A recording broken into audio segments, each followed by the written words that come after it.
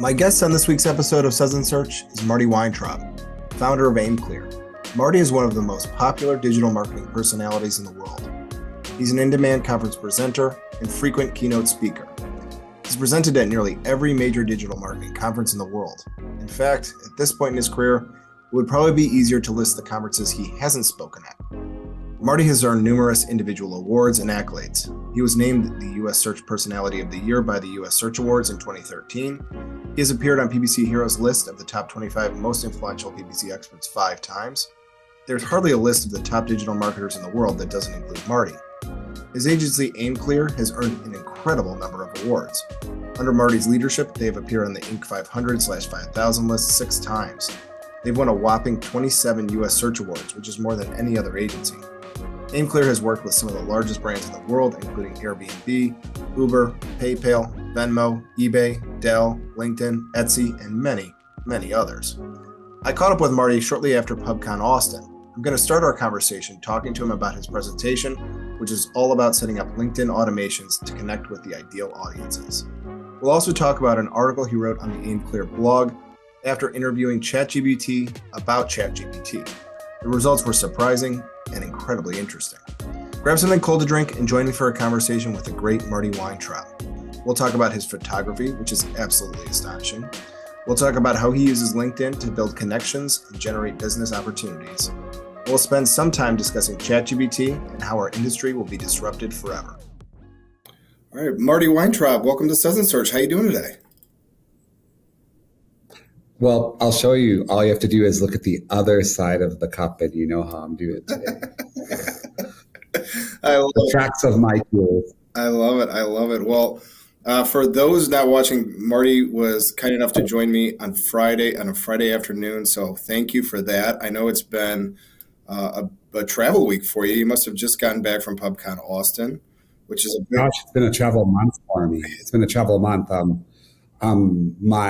My outside of marketing passion is chasing the aurora all over the world. And so 8 days in Fairbanks, Alaska, home for a few minutes in Minnesota, and then 10 days in the Arctic Circle in Norway in the Lofoten Islands. And then I did experience the new KLM Dreamliner trip direct from Amsterdam to Austin, Texas, and then finally back to Minnesota after that. So I've been gone for a while. It's nice to be home. Before we get into the marketing stuff, your pictures are beautiful. You're an unbelievable photographer. I was doing a little research for this show. I didn't realize this about you. Just wanted to compliment you to your face. Your photos are amazing. This must be a huge passion project for you. Thanks. I've been taking pictures since I was a kid, but I've gotten really interested in nighttime sky photography, Milky Way and aurora. It's just a wonderful hobby gone terribly awry. And yes, I'm very serious about it. And if anybody follows this to my personal Facebook profile or to my photography website, then I'm happy to give away the high resolution files for printing. I don't use it as a money-making endeavor at this time, but it's just something I love to do. I love the timing of it. So many highly creative things in this world take really a lot of process and time, like making a record or a sculpture or things like that. Like, whereas photography, once you take out all the travel planning and all that, soup to nuts, it's maybe 4 hours or 5 hours to shoot it and edit it. And I just really I like the pace and also how much more a camera can see than the human eye. Yeah. And I've actually learned to see and appreciate beauty from my cameras. Fascinating. Yeah. I mean, I will link to some of these photos because if you haven't seen Marty's photography, it's worth taking a look at. And in the meantime, thank you so much. Also, there's a website, crackedpepper.com, which is I haven't uploaded the last few months of photos, but I will soon.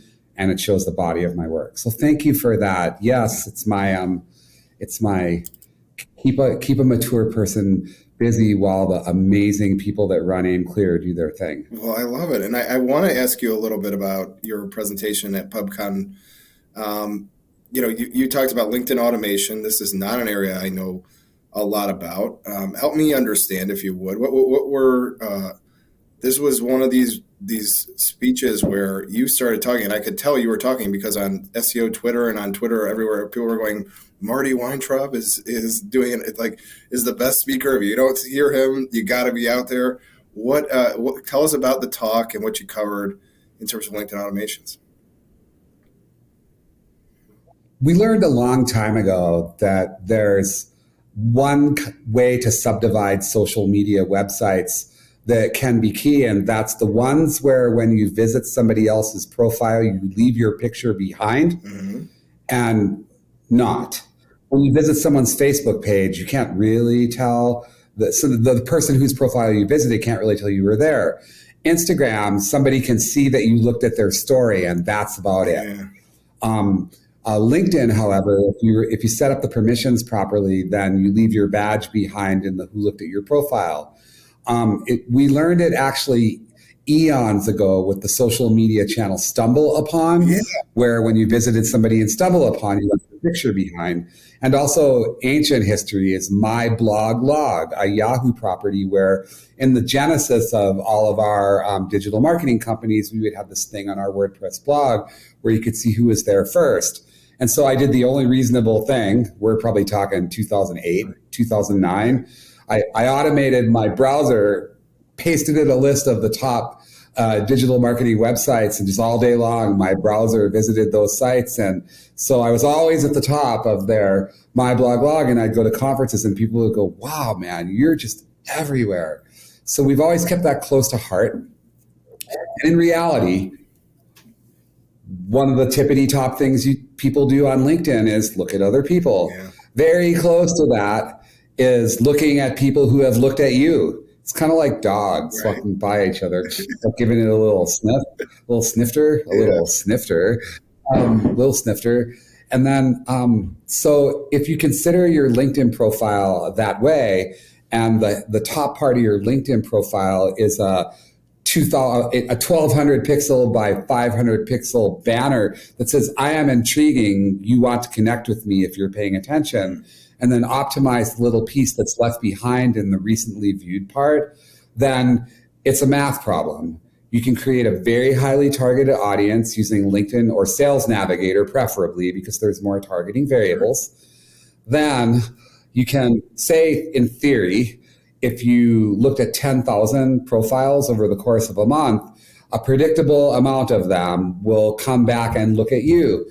And of those, if you've optimized your LinkedIn profile sufficiently to where they're intrigued by who you are, like if you look at my LinkedIn profile, you'll see that it's the angle of my head, sunglasses or not, the words that I use to say what my job is, etc. And it's all designed to convert viewbacks to connection request backs.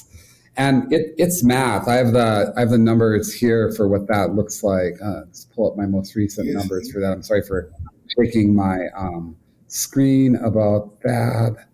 I think it would be the numbers are like, okay, so between 4 and 10% of the total people you view will look back at you if your profile is optimized, and of those, you'll get a 10 to 15% of connection of those who view back.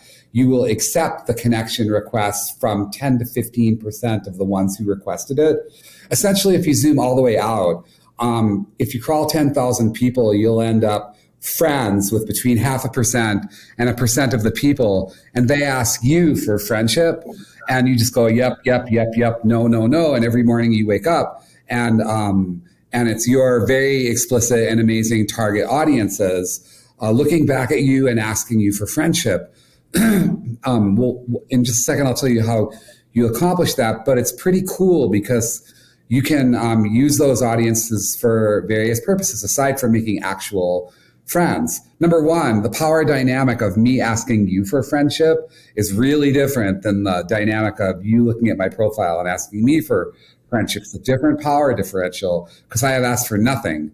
Also, if you know how to enrich that list of people that you're crawling in the audiences, that you're viewing in the audiences, there's a way to take those out of Sales Navigator, enrich them with a business email address, and use them again as a custom audience inside of LinkedIn, which means you can use the fly, tricked out, organic Sales Navigator data to run your LinkedIn ads with a pretty good degree of success.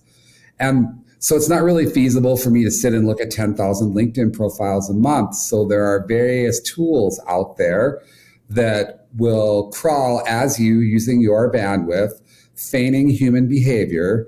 It's sort of an insider's thing that people have been doing for a long time. But we've taken it one step farther.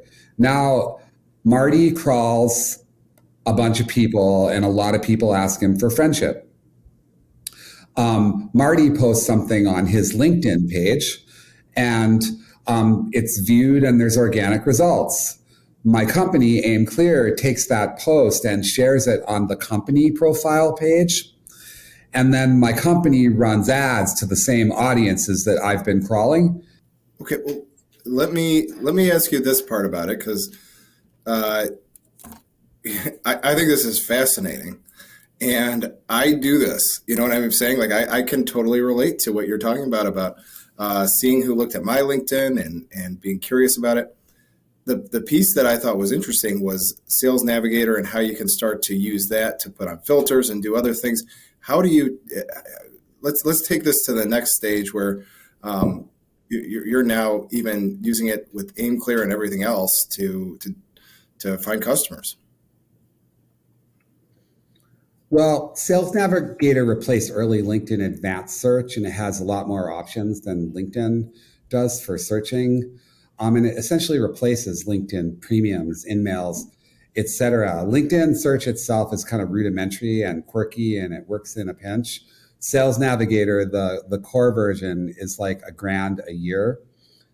Sales Navigator's search divides by company headcount, current company, past company, company type, employee headquarters, who viewed your profile, job title, past job title, the function you serve, seniority level, years you've been at the current company. It's a fantastic tool. And so once I'm out there crawling audiences, acquiring inbound viewbacks, and then people asking me for connection, and then me accepting connection, then I can post things on my personal LinkedIn profile. Then my company can share those posts. Then the company can run ads to the same audiences I've been networking with. So, I think the next thing is, you've got this. I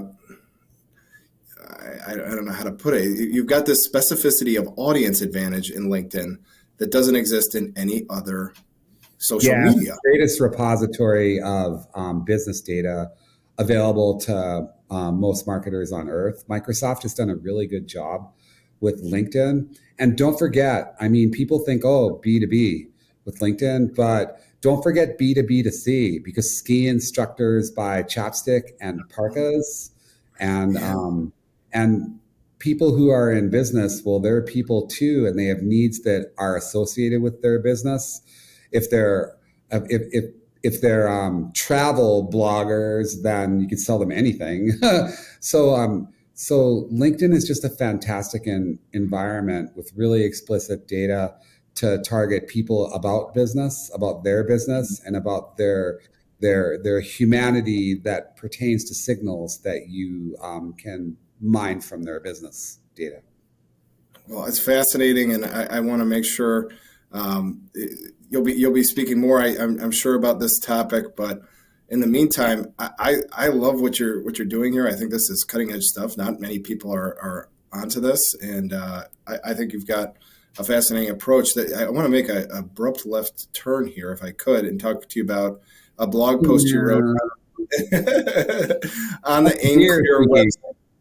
Yes, exactly. And on the Aimclear site, you had an interview with ChatGPT. So you actually asked ChatGPT questions about ChatGPT. So this is so interesting to me. You start out the article and you say it was at parts profound. It was at parts creepy. At parts, it was just shitty and terrible. Overall, you were in the interview chair in that one. What did you find about interviewing ChatGPT that you found interesting? Well, ChatGPT isn't sentient, but it's super smart. And we can preface the whole conversation by saying that we don't think that a lot of marketers are going to lose their jobs to ChatGPT, but we do think that a lot of marketers are going to lose their jobs to marketers who use ChatGPT and other AI. And there are going to be people that depend on AI too much that lose their job to humans that use AI. I mean, taking a step all the way back, we're an integrated marketing agency. And say you're a potential client of ours and you call us up and say, hey, I filled out your intake forms online and I'd like to do a full funnel integrated marketing stack.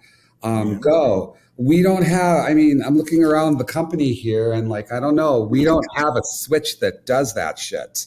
It doesn't like we can't just switch on the bespoke or even standardized.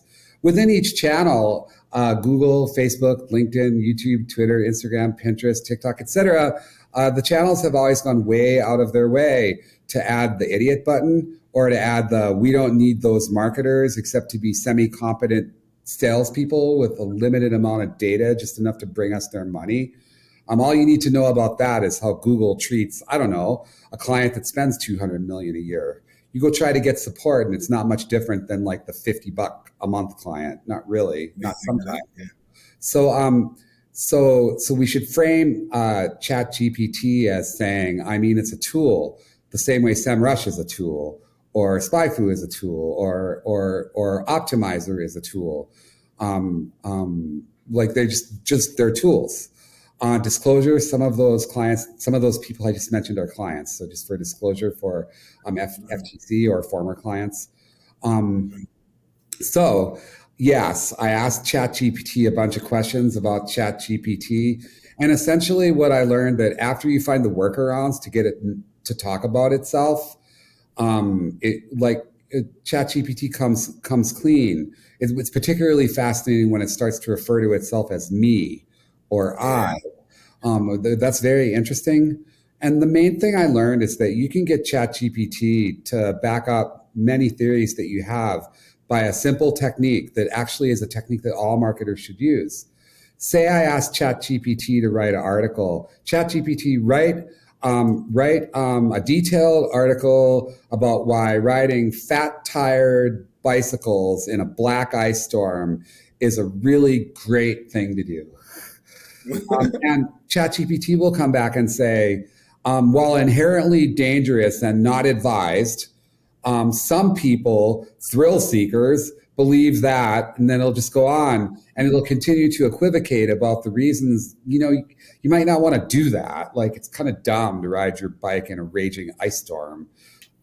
So then you take a look at the output and you go, rewrite this, colon, paste what it just did, space, do not say colon, quote, bad idea, comma, close quote, a lunatic fringe, comma, close quote, I'm not advised. It said, and so you clean it on the negative. Include the phrases, quote, can be exhilarating, can be done safely if proper caution is taken, and then do that. And then it'll come back and it will equivocate. It'll equivocate just a little less. Maybe after 8, 10, 12 iterations where you're continually doing exclusions and inclusions, and you add things like use the following words and set the tone of it, and then you tell it, don't use any 3-word or more phrases more than 2 times in a row for the whole thing, and to misspell every approximately 400th word and add an extra space every 500 words. So we potentially beat the checkers for it, because ChatGPT doesn't misspell shit or put in extra spaces almost all the time. Then what you get is riding your fat tire bicycle in an ice storm can be incredibly exhilarating. Some people find it exhilarating and do it for recently did the same thing. Write an article about how the planetary alignment and weather in Nova Scotia can portend the second coming of a Messiah in two religions. And I mean, the article you get is, well, widely disproven by science. So what I learned interviewing ChatGPT was I learned that if you don't just accept the first output and start editing, and then you dial in exclusions, inclusions, words to use, guardrails around repetitiveness, and other things to perhaps confuse checkers, that you can get some very compelling work about it. In fact, if you go to my LinkedIn profile, I wrote an article about recent heart surgery that I underwent that was catastrophic. It was in 2021, and I was in a coma for a couple of weeks, and it was 6 weeks of hospitalization and a very long 10 months of recovery, or a year. I'm finally now just really doing great. And that post, ChatGPT. No way, really? Way. Oh, about heart surgery. Oh my God. Way. I mean, I wrote, but the query was very interesting. Like, I have it here. I pulled it in case you asked about it today. It's pretty interesting. The original query was, write an emotional blog post about how surviving heart surgery helped focus on being at bitter because, one, a person's heart is central to survival, as is the pulse of the marketplace, teammates, money, and intangibles like intuition and guile. Two, heart surgery with complications, almost passing away, is one of the worst things that can happen, short of fully dying. In business, the worst scenario can happen, including colleagues that die, big clients that don't pay, a fire. Suggest other worst case business scenarios. Then number three, and I did 4 bullet points. It took me about 3 or 4 minutes to write. And when I put that into ChatGPT, it came back with bullet points 5 through 8. And it had concepts like major data breach or cyber attack, a product recall or safety issue, a prolonged period of poor sales or fiscal performance. And so then I took my 1 through 4, ChatGPT's 5 through 9, and I pasted it in and I said, rewrite this, but I took out all the numbers. And so, and then I said, use the word emotional, deep, spiritual, and then the repetitive hacks to keep it from saying the same thing over and over. And what it came out with was the post that I put on LinkedIn. Very little editing. And so ChatGPT is a really, really, really, really great research tool. You can use it for technical things like, here's a list of 20 keywords, expand them and divide them by intent. List them in 5 categories, the closer to conversion they are. You can take a whole bunch of PMAX data and just drop in the whole shitload of it and do analysis. And you could say, like, I think in the blog post, I used the example, write me positioning statements about a 25 horsepower wilderness fishing boat. And it came back with environmentally friendly, quiet, solitude, low carbon footprint. Like, it just came back with a bunch of stuff. And like, I mean, great. I would have found that out about 3 hours later. I would have found all that out. And this is all great until the next 25 horsepower wilderness boat company writes the same query. So ChatGPT is like a horse, crap in, crap out. Like, it's the quality of the query, which is why for most of us marketers at the dawn of AI, really, we're all in the query building business. It's a tool, but it's not a tool where we have a normal GUI, pull down a box and get a multiple choice selection and a radio box or check boxes or put in 3 words that describe. You have to write like a Boolean sort of query. Like, Boolean queries work awesome on the marketing side.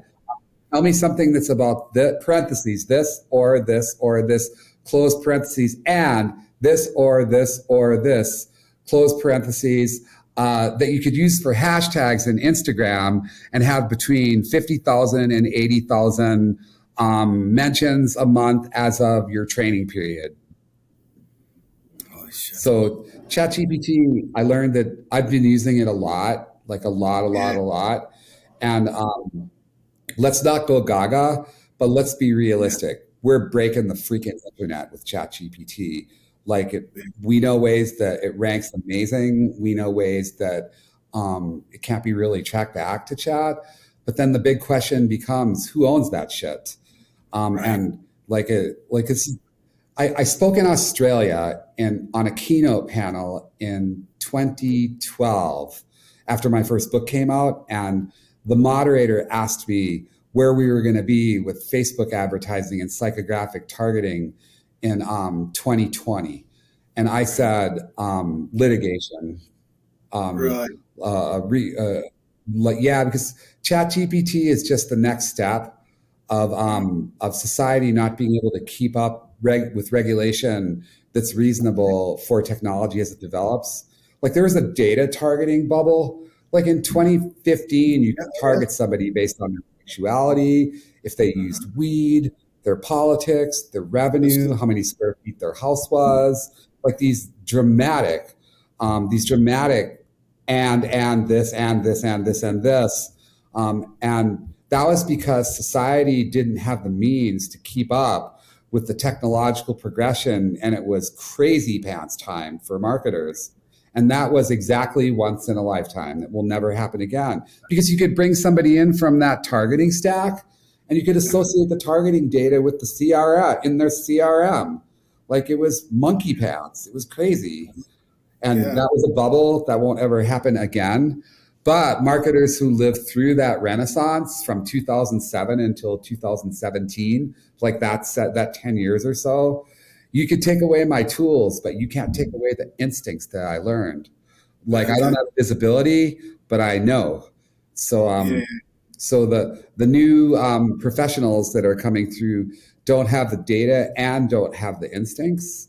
So our job as leaders of agencies or mentors of executives who run agencies is to instill the learnings from the miraculous 10 years where we had such visibility, and the 10 years before that, from 1997 to 2007, where as this whole thing, like I've been buying keywords on the internet since 1994 in Alta Vista, 1995. Alta Vista would have been the way to do it. Okay. Yes. Then Overture and Panama and Google in 2002. Then once the marketers we're bringing into our agencies now that are just graduating from uni, like they never saw all that. So I'm not sure how many years of experience you have, but I know it's substantial. I've been a professional for more than 40 years. And so I was trained by madmen, literally nice madmen. They didn't drink very much. They were nice to all classes and genders and everything. But I was trained by madmen, and I was trained to spin a yarn and win with one sentence with the shit in the upper left. And then came the digital era, and all of a sudden we had data beginning with web stats and then search logs. And arguably, search logs, they still have a use today. And so I grew up through this whole thing, and then beginning in 2016 after the election, in Cambridge Analytica, we just experienced the greatest regression of tech visibility in the history of Earth. Right. But, me in my head, my 40-year professional head, like you can take, like it's like an airplane pilot learning instrument navigation. You can put that hood on. I'll land the freaking plane. I will. Wow. Yeah. Well, yeah, I have been in, you mentioned Stumble Upon. I can remember that. I doubt your newer people remember Stumble Upon, but Stumble Upon was fun. Yeah, we would, if the profile picture had a certain quality, shall we say, and you left it behind, then even if you said nothing, people would come and look at you. So we would go to the tag cloud and Stumble Upon, say it was about the chocolate. And we'd find the biggest mover and shaker in the land of chocolate. And we had a chocolate client, and we'd create a profile that had the look of, shall we say, that often resulted in viewbacks of our profile. And then we'd make lists of all the chocolate tag movers and the posts that they did in spreadsheets. And then we'd go out to them by direct message and say, or by public comment and say, dear Paste, totally love your chocolate post. Paste post really rocked my world. I had to go buy chocolate.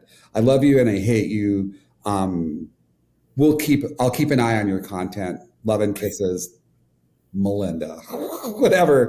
And then the conversion rate for viewbacks, people that looked at our sock puppet was like 90%. They all came and looked. The conversion rate of tag cloud movers and shakers that bookmarked the second post in our feed that was all about our chocolate stuff in New York was like 30%. Like it broke stumble upon doing that over and over and over again, because the best social media marketing appeals to human nature. Now, we don't do that anymore. We don't make shit up. It's kind of uncool. I mean, it's true that in Twitter, you could be Floppy Bunny 42, or in a subreddit, you could be that. But generally, we just don't make up people or shit. That's been uncool for a really long time. It was just experimenting that worked in the day. And we don't encourage brands to do that. We haven't for the better part of a decade. That said, we learned human nature. There's an article that you may have found called How to Build a Top 1% LinkedIn Profile by Human Nature on Aimclear blog from like 6 or 7 years ago. This topic, because Twitter has sort of imploded some with the Musk oxen taking it over, Elon the Musk oxen. Yeah.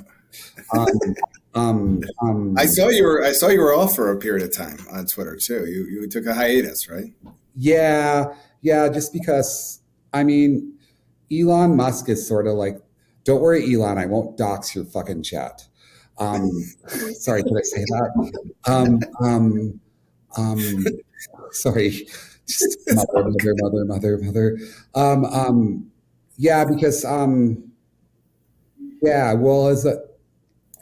there's a few reasons that I don't appreciate the way the channel has evolved, and I was a Twitter lover for like so long, and I may come back to the channel, but I'm taking a break, and LinkedIn is.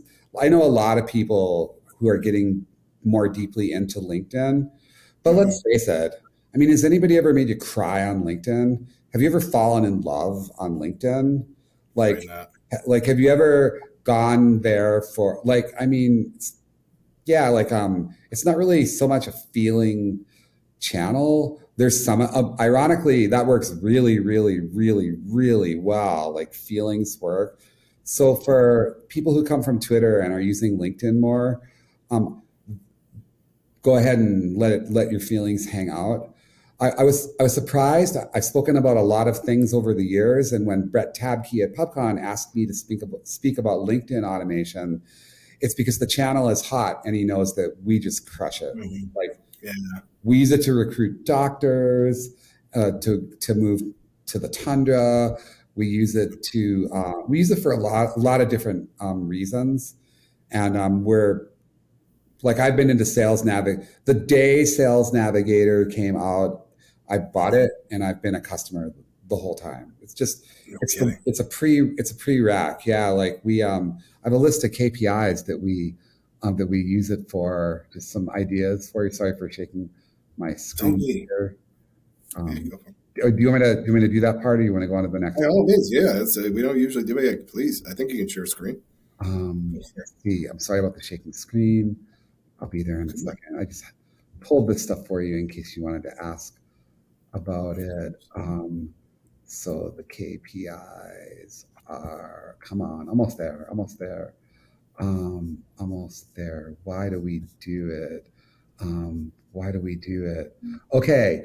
Inbound connection requests from highly targeted audiences, LinkedIn post, article, and newsletter distribution, traffic and engagement, direct outreach from and to targets, durable, authentic, actual relationships with real people, paid lift because of the personal branding benefit of being associated with the company, We build retargeting and remarketing lists when they come to our landing pages. Sure. We generate more and higher quality B2B and B2B2C leads and sales.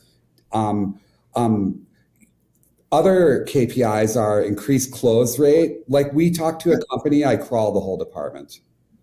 Like we're talking to a company and the C-suite. We generate measurable brand awareness, new brand keyword search in Google, direct traffic to our website, segments on the website convert better, human resources recruitment, earned and placed media.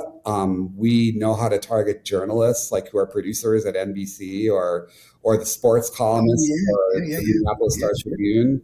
Links, enhance personal influence, content strategy hub. It's a fine place to run a content strategy because even though you don't own it, which is sort of a no-no, it ranks really well in Google. It's the definitive business psychographic research tool in many countries. And also it's great for PR, internal relationships with your own larger company, community relations, investor relations, media relations, your own network, your customers. Like there's just a lot of great reasons. Like if you ask me over the years, like what my Swiss Army knife desert island tools would be, it would have to be Google, Facebook, and LinkedIn. And depending on the application, not in any particular order, Google has the widest array of products. I guess Google would be first with YouTube and all. But LinkedIn, it's super important. You can find out anything. Not anything, but you can find out so much about the businesses that you're dealing with. Like I call up a new contact or I have the intake call with a new client. I go, well, you've had a hell of a career. Like, I mean, you've been doing this since you were, like you graduated from college in like 2008 and it's just been insane.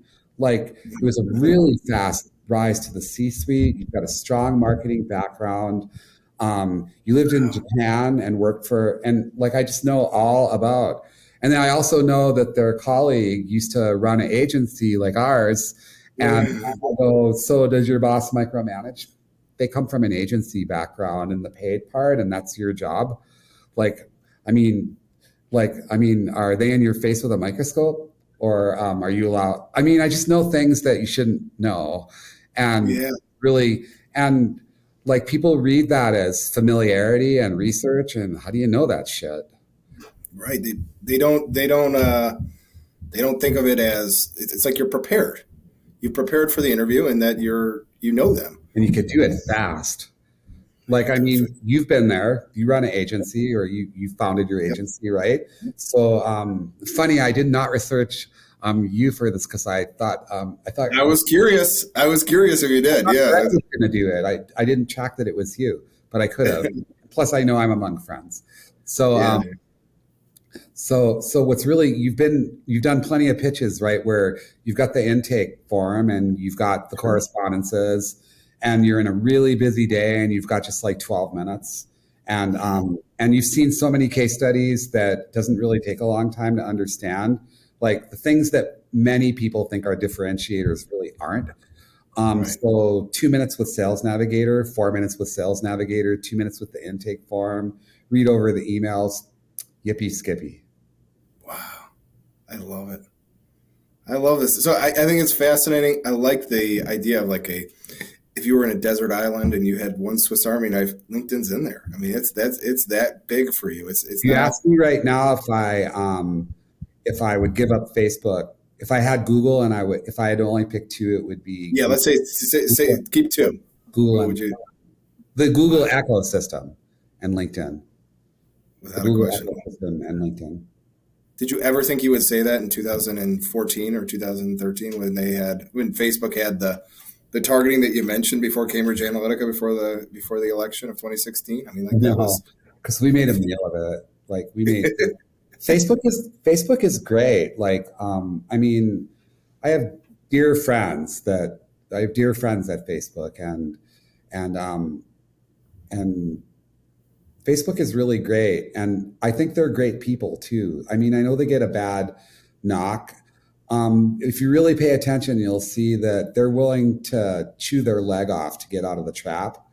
Like Facebook has a track record of doing as right a thing as they can, even whilst cannibalizing billions of dollars. Like they do it when they have to and all, but I like Facebook. I think they have the same problems as every channel, that they just grew so fast. Like you call Facebook, there's nobody that's a marketer like you. Yeah. Facebook was made by engineers. And so the kind of people that they put in charge of $100 million accounts or $50,000 accounts or anything, it's just like, OMG. Well, you know what? I'm sorry, your Stanford MBA doesn't really help my marketing decision. Shit. Yeah, I get it. Well, unbelievable. I want to ask you about Aimclear if I could. Yeah. You guys, the one thing about Aimclear I could tell is that you have won a preposterous number of awards. If it's like 27 U.S. Search Awards, correct me if I'm wrong, 6 Inc. 5000 awards. You've been just one of the most decorated agencies in all of search. What in the U.S. Search Awards, that would be in American history. I would think in American history. 7 times you won the same award in a row, or something like integrated search. What is going on there? Where do you put all these awards? What do you attribute to all your success? And how do you look at awards this far down into your career? Hold on a second, please. It's a beautiful office. There they are. I recognize the U.S. Search Award. We have 2 of them, but my God. And then that's 5 of the Inc. 5000s right there. Well, first, awards are only as cool as your clients and your team. And so we just have to remember that they're not awards for awards' sake. They're awards because our clients are freaking awesome and trust us a lot. And our staff is amazing. Like the average length of employment at our company is pretty high. Like I think we're 16 years old. We have 40% of the original staff. When we were after 16, we're 16 years old. We have 4 of the original 10 are still here, and we have many 10-year veterans or a number of 10-year veterans. What makes us special is that we're entrepreneurs. Like the difference between marketing and business consulting is nothing. Like most marketers get caught up in the X's and O's. We're entrepreneurs. Like we help solve complex business matters. And it's a really diverse and driven crowd too. Like they're not just marketers, they're photographers and speakers, and extreme kiteboarders and musicians. And it's not very often that you have an agency that has the kind of performance marketing chops that we have. Hardcore, blood and guts, funnel, attributable conversions, spending tens, hundreds of millions, and the softer skills like we have 100 years between us of PR experience. One person is a Pulitzer nominee. One person who was associate editor of the Chicago Tribune. One person was a network news director and did a 25-year career. And we've got gorgeous design, amazing development. It's just really rare to find a PR or a creative agency that has the kind of performance marketing chops that we do. And it's really rare to find a performance marketing company that has the kind of soft skills that we do. So we know WTF to say. We've worked with clients, Airbnb, Uber, PayPal, Venmo, eBay all over the world, Dell, LinkedIn, Etsy, Gumtree all over the world. Iconic brand. We took Martha Stewart to Facebook ads in 2009. Lots of marketers hire us to teach data marketing product or to sell data-centric marketing products to marketers who don't know what they do or even how to ask for them.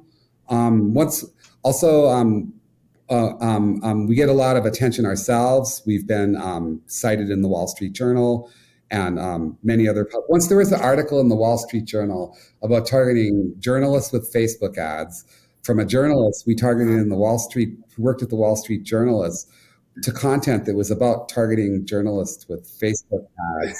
And I got to call my mother, rest her soul, and say, "Mom, we're in the Wall Street Journal."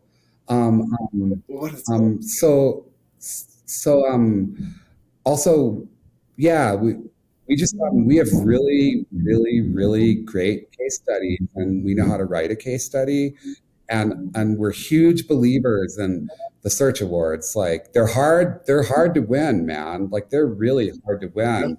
Like I know this because I judge the EU and UK awards, and so they're hard to win. Like they're hard to win, and every year we go out and we just say we're a new company. Nobody's ever heard of us. You just have to completely win this on like the merit. Like we don't sit on our laurels at all. We a lot of it is like we know the difference between when to just do best practices and when to be transformative. Yeah. So I would say the answer to your question is exceptional clients who trust us, and I think we have the best staff in the world. I mean, I do. Or we certainly have one of the top staffs in one of the top teams in the world. They're very. Oh, also, we don't do any departments. We train up everybody in as many of the disciplines as possible.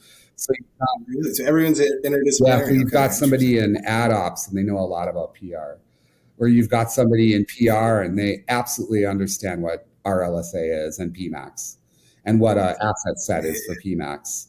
So like lots and lots and lots of multiplicity in roles. Out of our staff, like we have approximately 24 people on our staff, and 11 of them literally are wonderful video editors.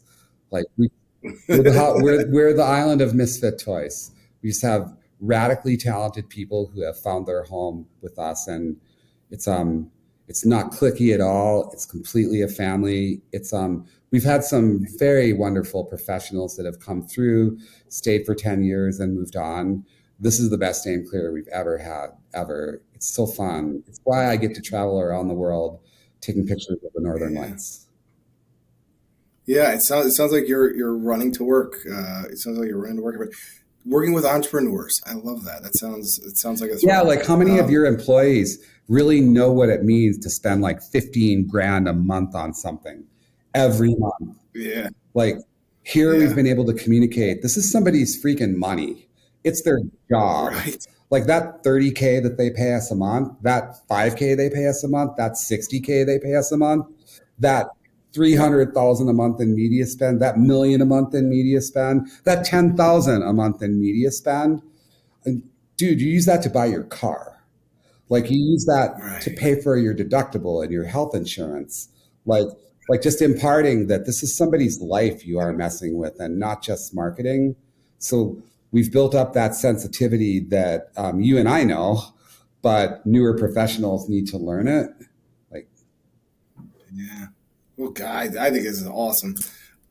You're a fascinating person to talk to. I've loved every second of it. I have to get to everybody's favorite part of the show, but you kind of got there already. So everyone's favorite part of the show is Greg Gifford gives me a question for the guest, if he knows the guest, but he gives me no context.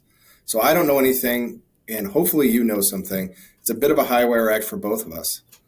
And he'll give me one or two words usually. And so for you, he put Northern Lights. You just mentioned Northern Lights. We talked about photography. What about the Northern Lights could he be talking about here? Well, he knows I take a lot of pictures of the Northern Lights, but I'll tell you just a few things about it philosophically. I'm not into Northern Lights pictures that are just over the tops of pine trees. I'm interested in fore and mid-ground interest. So I want to see the red fishing shack or the three mountaintops leading to a village. So fore and mid-ground interest. Also, interestingly, you shoot Northern Lights with a camera that is set to be fairly sensitive. For you photography geeks, that would be between 640 and maybe 2000 ISO. and you shoot with the lens way open, maybe f1.8 or 1.4 or even 1.2, depending on the lens that you have. And northern lights dance. And so you've all seen pictures of water with a long exposure where it looks just really flowy, right? Like it's such a long exposure, it's dreamy. Well, northern lights are like that too. So if you shoot like an 8-second exposure or a 12-second exposure or something like that, it gets all flowy. But if you look at my most recent pictures, I just upgraded all my camera stuff for one reason. So it was sensitive enough with no noise to shoot 1-second shots of the northern lights or 2.5-second shots. Because you'll see, if you just go to my personal Facebook profile, which you don't have to friend me to, you can if you want, but you don't have to friend me. I post them in public because it's kind of my channel somehow. Those are like 2.5-second shots. What I've been trying to do is freeze the dance. The same way if you're shooting a waterfall, you want to freeze the droplets in the air more, or 2 seconds, that won't freeze it. Like 100th of a second will freeze it, but most cameras would not be so sensitive that you pull that off and get enough light. But just like in waterfalls, a 1-second or a 2-second waterfall shot is substantially more detailed than a 20-second waterfall shot. So what I would say to Greg about northern lights is fore and mid-ground interest, and then quicker shutter speeds to find the intersection of flowy and freezing the dance. Wow. Well, Marty, I'm going to tell you, this was a hard interview to get off the ground. I had to reschedule one time. I got the flu. You had to reschedule. We had some technical difficulties. You might be the most fascinating person I've ever talked to. This has been great. So thank you so much for coming on. For a really cool mug that will now grace Aimclear. I appreciate you're running out of space to put objects of that size. So I appreciate. Boy, if I had $1 for every time somebody told me that, I would have $1. All right. Well, I'm going to give you a virtual cheers and sign off for now. Thanks so much, Marty. Let's do this again in real life sometime soon. So fun. Can't wait to meet you in person, Mark.